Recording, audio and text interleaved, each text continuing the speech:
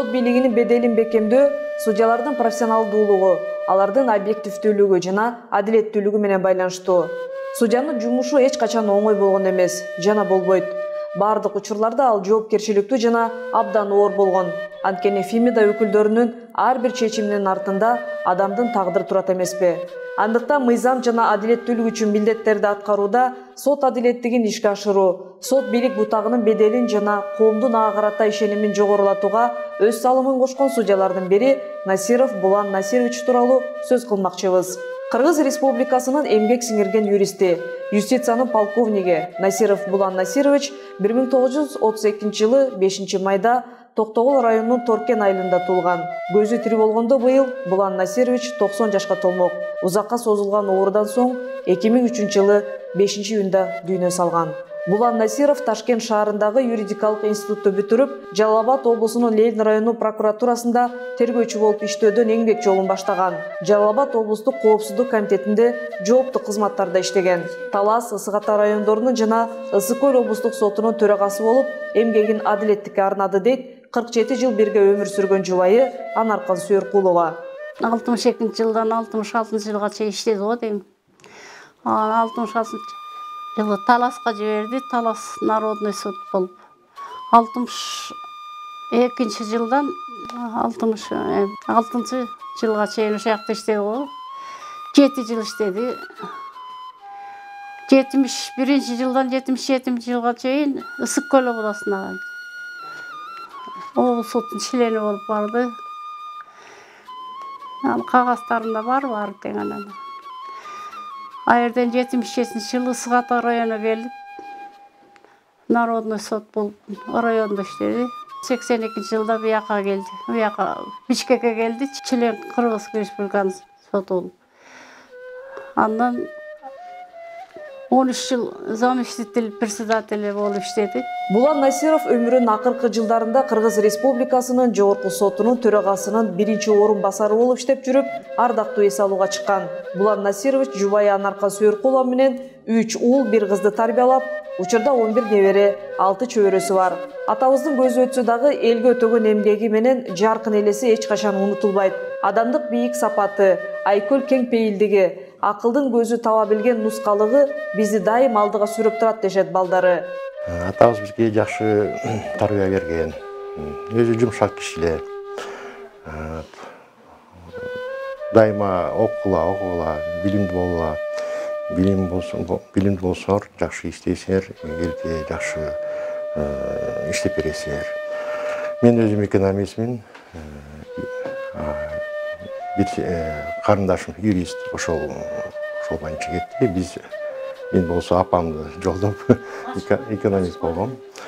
Бирок юридический вопростор тоже кээде сурап калчумун атамдан, аябай жакшы ответ берчү. Балдарды жакшы тарбиялады, бүт баары иштейт. Биз баарыбыз атамды карап, сыйлап, ушу жол менен басалык деп аракет кылганбыз.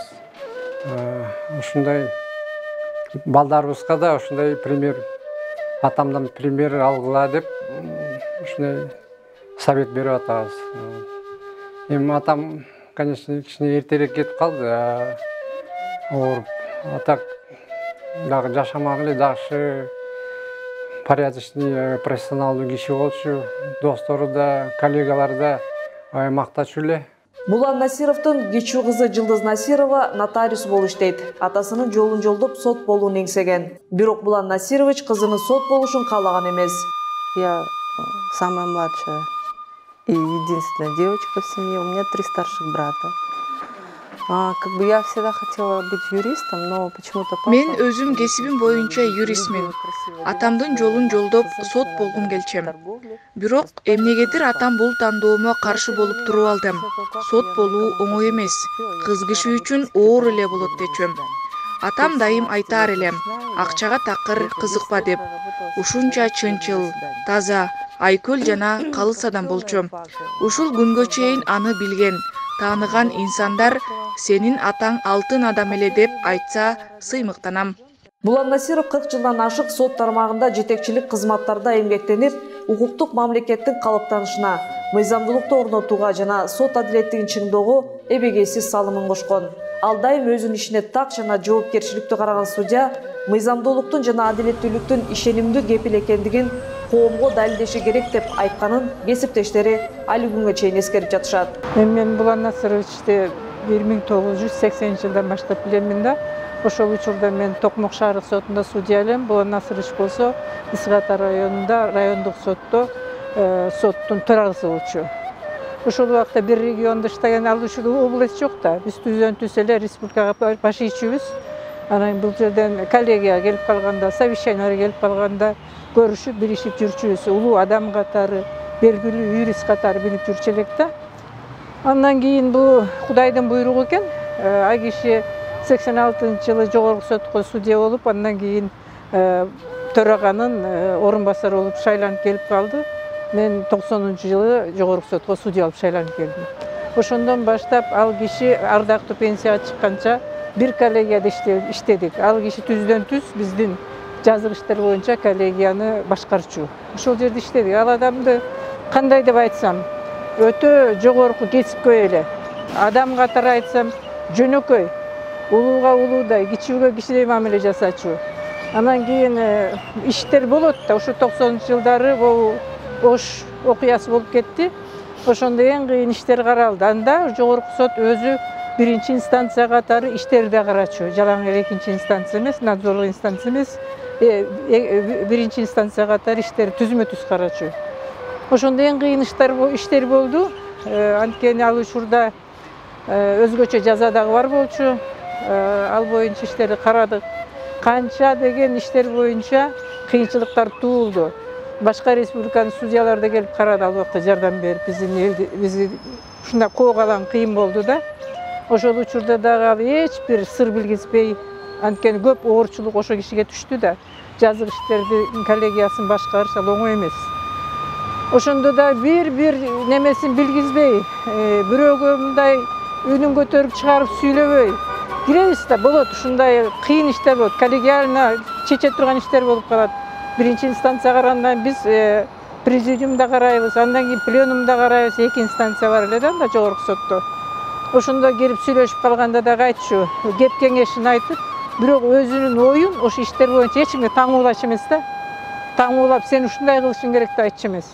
Мындай кылса кандай болот экен, иштин материалдарын баарын дегенди угуп, анан айтчу, могу жерде квалификациясы туура эле экен, бирок жаза жагынан ушул бир жаңылышчылыкка кеткенби деп ойлойм.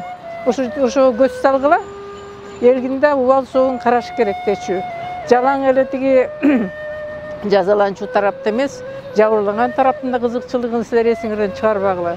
Ушундай кеп кеңештерин берчи эле да, эң мындай бир кесипкөй, ушунчалык жөнөкөй адам эле. Адам баласы жарык дүйнөгө келгенден баштап жараткандын өзү маңдайына берген жашты жашайт. Бирок ар кимисинин өмүр жолу, турмушта калтырган изи ар башка экен. Бирөөлөрүнүкү көрүнбөйт, байкалбай калса, башкаларыныкы минтип даңгыр жол сымал көрүнүп турат. Булан Насиров сот тутумунун өнүгүшүнө опол тодой зор салымын кошуп, ак ниет эмгеги менен эсте калды.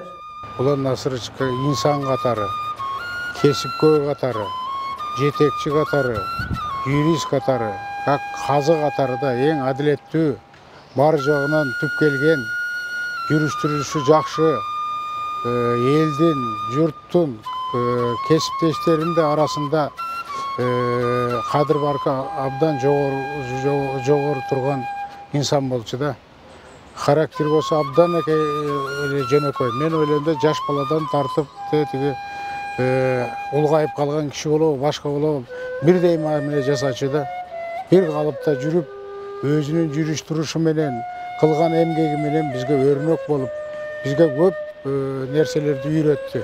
Булан Насырович менен 10 жылдан ашык жогорку сотто чогуу иштешип калдык. Сот ардегеринин эмгеги бааланып, анын ысымы Бишкек шаарындагы көчөлөрдүн бирине берилген. Булан Насировдун ысымы менен ошондой эле Токтогул шаарындагы көчөлөрдүн бири аталган. Булан Насирович ак таза, үзүрлүү эмгеги үчүн эмгек кызыл туу ордени, Лениндин 100 жылдык юбилейлик жана эмгек ардагер медалдары менен сыйланган. Ал Адилет министрлигинин юстиция түзүмүнүн отличниги, юстициянын полковниги болгон. Жогорку даражадагы судья Токтогул районунун ардактуу атуулу наамын алган. Булан Насирович кесиптештеринин эсинде сот тутумуна зор салым кошкон ак ниет, жөнөкөй, адилеттүү судья катары калат.